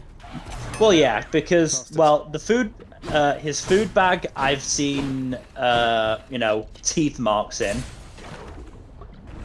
Also, I realized something. Cats are smarter than dogs, but like only academically. Right? Yeah. I'm pretty sure dogs have like a overall higher. I don't know. It's an argument I've had before. I'm not willing to get into it because I don't know enough about it. Oh, that's fine. I'm not trying to argue. Oh, right. We never finished our Kingdom Hearts talk.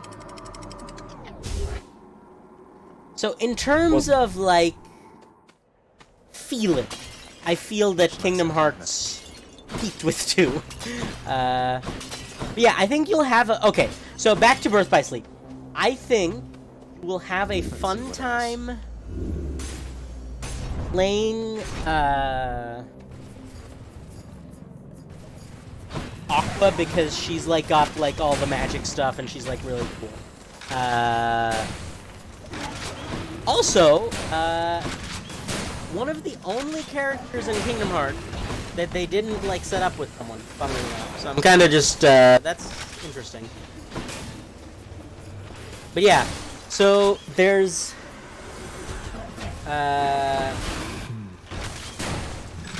Anakin, there's Ventus as Anakin, obviously, which is, Terra as Anakin. Oh, Terra as Anakin. Ventus is more, I don't know, Leia? I don't know what the Star Wars analogy is for. I don't even know if he has one. Ventus is kind of a Final Fantasy character. Weapons, hidden talents. But yeah, That should do it. just ignore the dog noises in the background. Biscuit! Okay, hang on, she's gonna try and eat another pillow. Hang on. Biscuit! These pillows are not toys, even though they have, like, the general, like, I know we give you a lot of plushes that you subsequently destroy. Oh god, you slobbered all over it. Like, why are you like this? Come on. Just lay down a little bit. It's fine. And yet if I try and take you for a walk, you drag me back to the house. See, that was what I'm talking about. She just, like, flails all over the place with, like, the pillows and stuff. But, like, the moment we go outside for a walk, she's like, no. How old is Biscuit? 3. 3.5, actually. 3. She turned 3 this year. No, That probably doesn't help. No, it doesn't, but at the same time, they're, like, supposed to...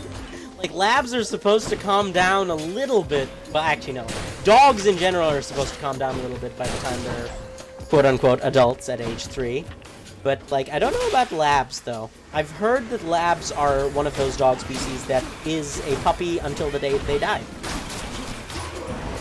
Which is adorable, but also kind of a pain sometimes.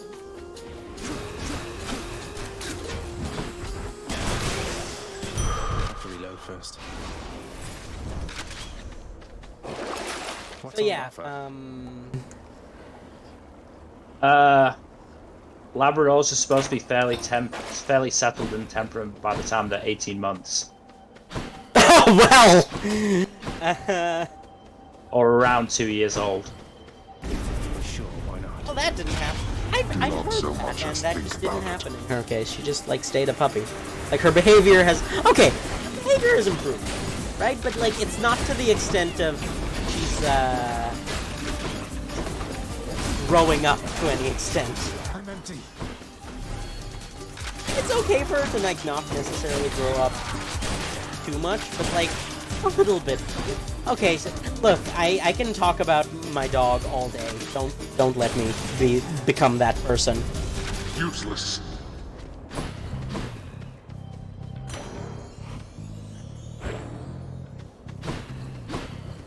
Basically, the best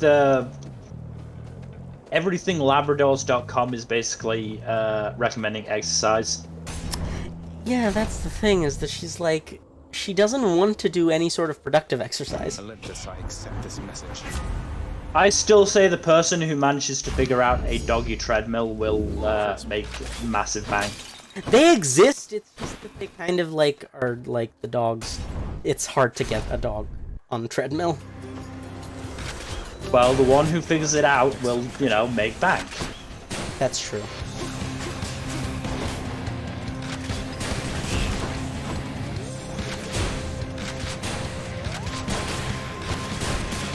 But yeah, what else was I saying? Right, so, another thing that is important to note about Birth by Sleep. Ventus is meant as the middle-of-the-road / build, Right. and no one really likes Ventus until you get this backstory. Even when you get his backstory, he's like, kind of like, he's like, Ventus is the personification of the little brother who you give an unplugged controller. You know, say you're playing co-op. I hate to call him that, because, like, it's doing the character a disservice, but, like, it does feel that way sometimes. That said, Kingdom Hearts 3 is one you absolutely have to play, and Dream Drop Distance, right? There's a very specific way to play Dream Drop Distance. You know what that is? No. You go get it on PC and mod out the drop game. I'm not doing that. I've already spent enough money on Kingdom Hearts when I don't especially care about it. Okay, but, like, are you aware about, what the gimmick of Dream Drop Distance is? No. The gimmick is that you have a timer, and when that timer runs out, you are forced to switch characters. You have no choice in the matter. Okay. And it's a I'll deal. pain, because it can happen in the middle of a battle. It can happen in, like the middle of exploration, or, like, when you're really getting ready to do a thing. Meh, I'll deal. Oh, you know what? Wait, what are you actually gonna play it on, then? If you're not playing... Right, okay. I got it on PS4. That would make things trickier. Have I told you the story or not about how I got Kingdom Hearts? I don't think you have, and I'd love to hear it. So it was just before 3 came out, and like all my my friends at uni who were into it were, you know, all talking about it and going, "Oh, I'm so excited! Kingdom Hearts 3, it's been so long." I was like, kept talking about it, so kept having it in my head. There was also, and then there was the like the big bundle for everything before Kingdom Hearts 3. Yes, the 2.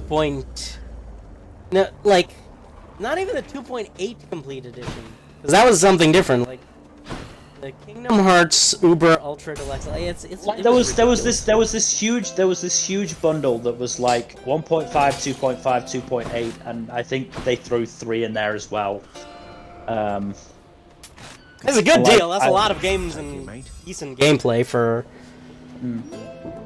I can't remember how much it was, but it was obviously a decent amount.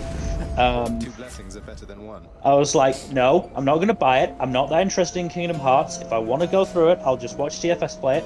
It's fine. And then, like, a couple of days before Kingdom Hearts 3 came out, and therefore when the deal on this bundle would end, I was walking home from uni, and I kept thinking about it, and I kept thinking about it, and I kept thinking about it. It's like, oh no.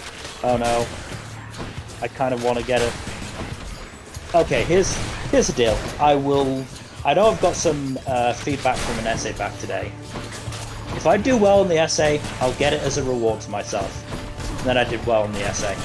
Oh dear. That's how they get you.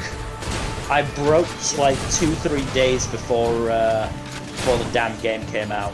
If I'd managed to hold out until the price went back up, I wouldn't have gotten it. That's actually, I was gonna say that, like, I don't know, I feel like it's a good thing overall. Faster than ever. I mean, the point is, as I said, that was, back when Kingdom Hearts 3 first came out. I've still barely played any of it. No, that's... And here's the thing about Kingdom Hearts 1, it would probably be better if I had if I was playing it with a friend/friends. Because I did do the first part of that game with a friend of mine from uni who is fairly obsessed with Kingdom Hearts, and that was a lot of fun. But doing it on my own, I just get too frustrated too easily, and I keep having to check guides and all that shit. It's definitely. Oh, you're gonna have to check guides for the game even after. Like, yeah. Why can't games just give me a proper goal and a guideline to that fucking goal? Why is that so hard? So that thing is, you know what's funny? I will take a fucking map marker, for God's sake. Okay, yes. Give me something.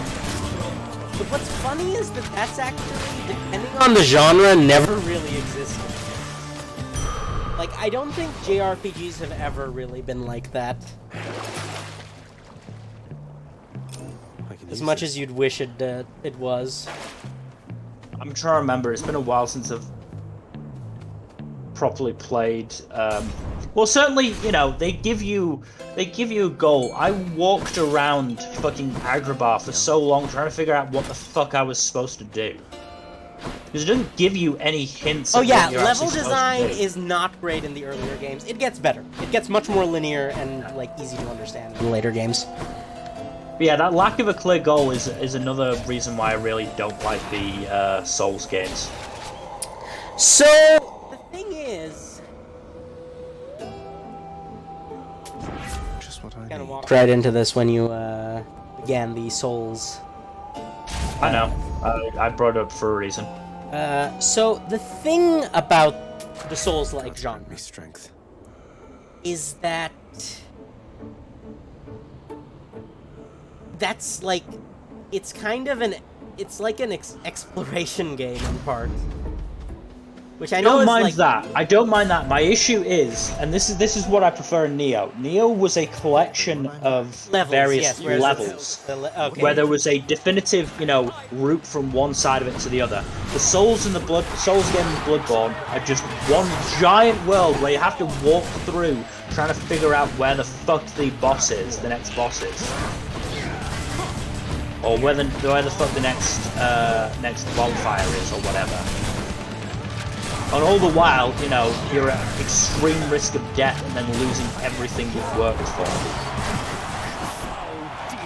I will say For the most part, that does change in later games, in that it becomes a lot more intuitive. I haven't played any of the actual Dark Souls games. I have played Bloodborne. Oh, there's your problem. I thought Bloodborne was good. Okay, Bloodborne is good in terms of gameplay, but it's like it's one of the more confusing games. It's definitely one of the more difficult and confusing games in terms of like level design and stuff. What I've seen from TFS playing, because I at one point went through during the summer I watched TFS play Dark Souls 3 and engaged in their drinking game but with water, which resulted in a lot of bathroom trips. They die a lot.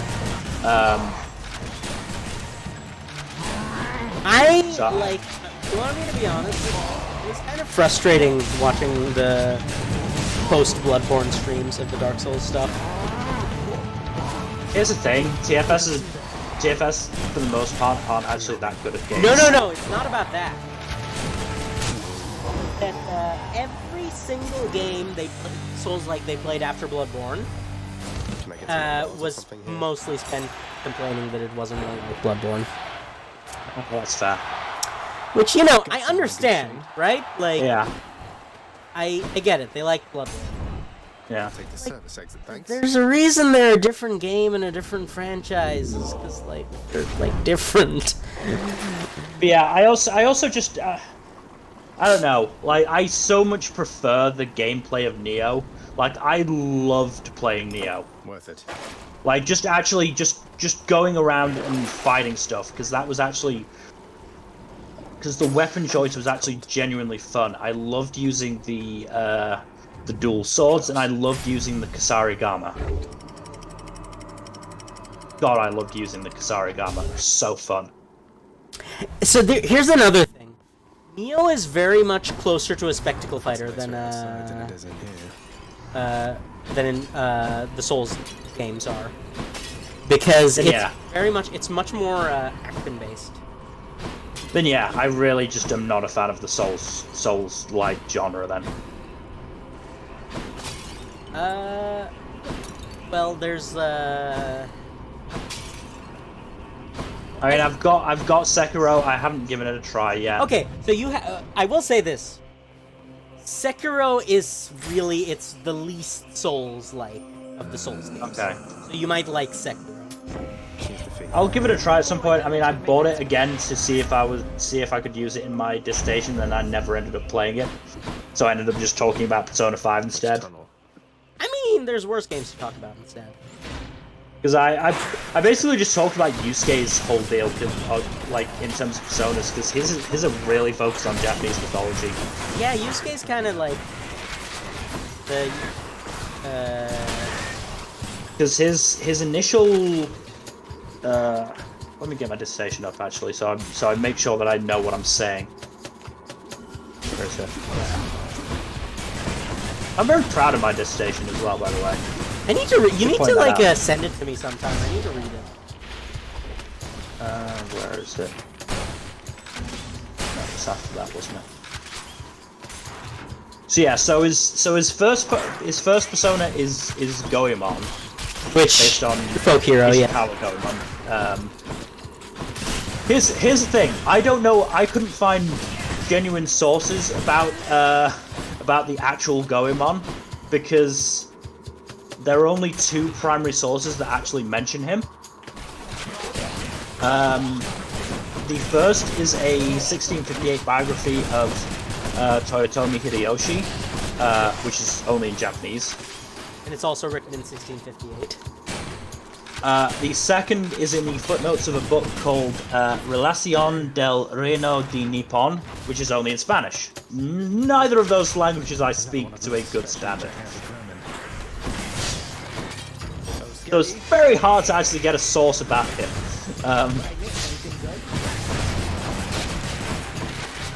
Like the only thing I could really find out is that a Jesuit missionary named Pedro de Morejon recorded in his diary that a man named I think it was supposed to be Ishikawa Goemon was boiled alive in oil. But he's basically become, you know, the Robin Hood of Japan. I have to imagine there's like a lot easier to find sources in Japan. Oh no. Here's the thing. I made a massive mistake doing a dissertation on Japan because I instantly limited myself in terms of sources because, you know, don't speak Japanese. That would do it, yes. This can get me out of here. God, you have no idea the amount of strife I went through because I bet it's so one of the Skip, why are you first sniffing my butt and then barking? That's rude. My One of dog the loves first to thing- sniff people's butts. One of the first sections I did was basically on, it was titled "The Deification of Oda Nobunaga." Right, because they do that, don't they, huh? They focus on him more than they do, what's their names? Hideyoshi or Tokugawa, despite the fact that, like, Hideyoshi had a far more interesting background, because he was, like, the peasant, wasn't he? Which one? Hideyoshi is the middle one. Ah. He's the one who took over after Nobunaga was killed and then was defeated by Tokugawa. I feel like they talk about Tokugawa, but, like, most of it. Like, I feel like the order of, like, operations goes Nobunaga, Tokugawa, and then, what's his face? This time. Hideyoshi. Yeah, I mean, Tokugawa's not all that surprising. You know, he started a shogunate that lasted like 200 years. We can leave or explore more tunnels. But yeah, so in doing that, I talked about an anime from summer 2019, I believe, called Young Nobunaga. Oh, right, I might know, we remember watched that at some point. For FMK, I don't think I we watched. We didn't watch it for FMK, but I watched it on my own because I was interested in it. I'm pretty not sure that was on FMK at some point. It was not on FMK. It might have been mentioned. We almost certainly watched the premiere for it just because of, you know, we watched every premiere. But it definitely didn't get on FMK. I remember that much. But in it focused a lot on Nobunaga's brother, Nobukatsu. I owe you one, boy. Got this far. The issue is, at some point, he became referred to as Nobuyuki. Who? For reasons I don't understand, which made it very difficult to find stuff about him.